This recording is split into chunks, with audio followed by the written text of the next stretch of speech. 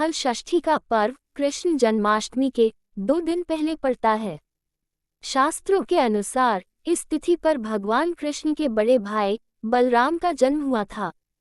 बलराम को हल और मूसल बहुत प्रिय है, इसलिए बलराम जी को हलधर भी कहा जाता है।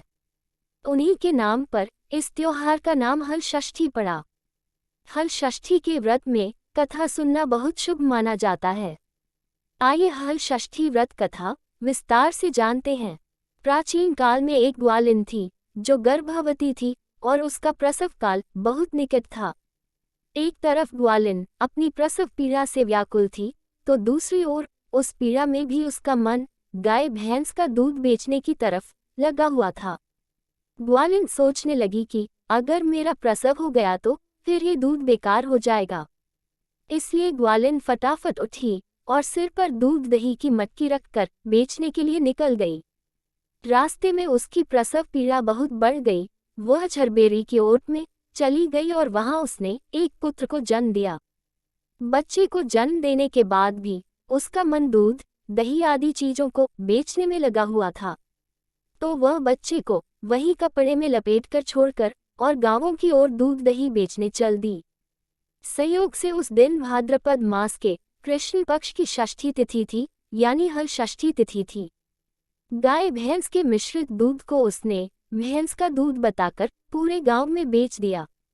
उधर जिस झरबेरी के नीचे उस बच्चे को छोड़ा था, उसके पास ही एक किसान खेत में हल चला रहा था। अचानक से किसान के बैल भड़क गए और हल बच्चे के शरीर में लग गया, जिससे बच्चा मर गया।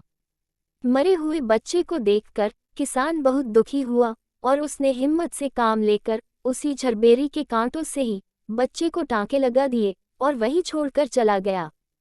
जब ग्वालिन सारा दूध दही बेचकर अपने बच्चे के पास आई तो बच्चे को मरा हुआ देखा। बच्चे को इस अवस्था में देखकर वह समझ गई कि ये सब उसके ही पाप की सजा है।